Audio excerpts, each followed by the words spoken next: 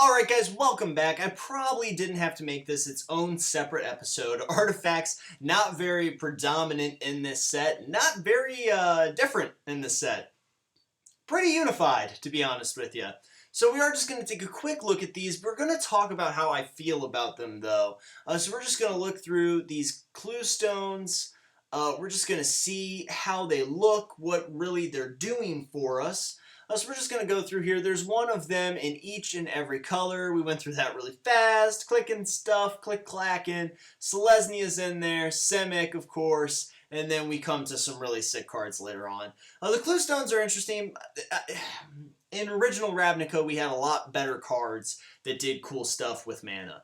As far as mana ramp is concerned, so this is what I really wanted to talk about. This is why it's its own separate episode. Journey, in this journey that we're taking together. Mana ramp I'm not too worried about. Mana fixing I'm not too worried about. I don't think these are useful. Let me tell you why. I have to sacrifice it to draw a card. I mean, one card, so it replaces itself. I guess late game when I don't want to be up one more mana, I can get rid of it to get a card. That just kind of smacks of desperation to me, just right out of the gate. I don't think the sacking to draw a card is super great, because I'm playing it for 3, then I got to tap 2, I got to sack it, so overall, and at what point am I going to be like, okay, I have way too much mana, time to draw a card? I mean, that's late game. I'm in trouble at that point if I have to get rid of this, and I have to be like, I need something. I need a card right now off the top. The only one that I would say that would be good with would be the Orzhov one, because in that instance, maybe I have that dude out that has Extort. So I can sack this out, draw any spell to kill my opponent. That's really the only time I see that being useful to draw a card. Other than that, we're talking about the mana ramp here. Now, I think the mana ramp is negligible, because on turn 3, you're going to be taking a full turn 3, to lay this down. Full turn 3. I know you're on turn 5 next time you come around. You're on turn 5. But you're taking full... Man, Boros exists. Rakdos exists. Do you really think that you have the time to lay down this ramp card in a format that has really, if we're being honest with each other, no mass removal. No mass removal. I mean, there's very few cards that mass remove anything permanently. There's like nothing. I mean, there's bounce. You can bounce back to their hand, maybe, but this is just dangerous to me. It's a scary idea. I really don't want you guys... I know that a lot of new players watch my channel, and I'm by no means the best player. I'll be the first person to say that. But I really don't want you guys to fall into these kinds of traps, and I really think that this is kind of a trap card. I don't think the mana ramp is going to be good enough for you.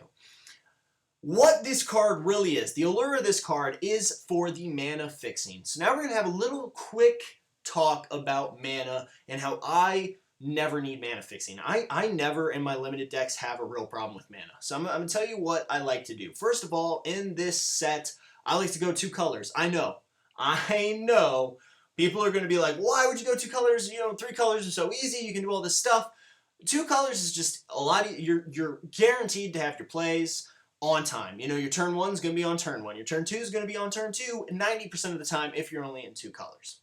Not to mention the fact that that is much easier to manage. But 3 colors is possible. It's doable. I've been there. I've done it, especially in this set.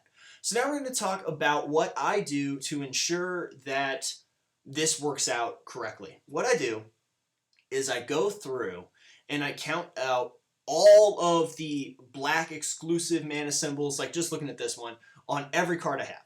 I count them all up. And if they're dual color, if I can cast either or mana, I would count it as both. Okay, so I would count it as a black and a white. So I would go through and I count every single symbol that I see.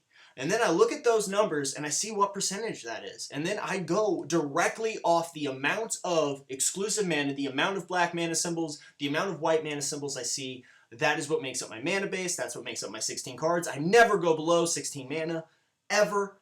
I always have 16 mana in there, and I'm always happy. I'm always happy. The ratio always seems to work out.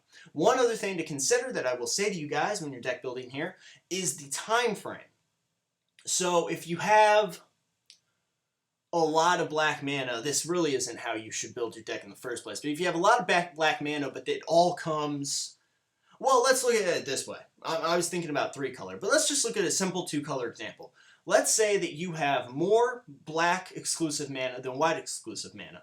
But, so like let's say that it's like 14 white mana symbols to like 16 black mana symbols. So your ratio is a little bit skewed to the black side. But your white cards are all your early drops. Your 1-drop, your 2-drop, your 3-drop, all white cards. Your black mana comes in at your 3-drop, your 4-drop, your 5-drop, you know, so they overlap a little bit, but exclusively you have early drops that you want to get out on the field that are white. Well, in that instance, I ignore the math a little bit, and I put the white mana in a little bit stronger than the black mana because I want to see the white mana first. That's really all I wanted to talk about with you guys. I don't like the artifacts that they gave us. I'm really disappointed in them. There have been better artifacts in the past with sets, obviously. I think Original Ravnica had more fun with it, but just wanted to talk about the clue stones a little bit. If you guys disagree, be sure to tell me in the comments, because there are very different stances to take on this issue for sure. Anyway, thanks a lot for watching this one, you guys. Next time we're going to do multicolored. We're powering through. We're going to start powering through these. They're going to be much longer videos. Anyway, I hope you enjoyed this one. See you next time.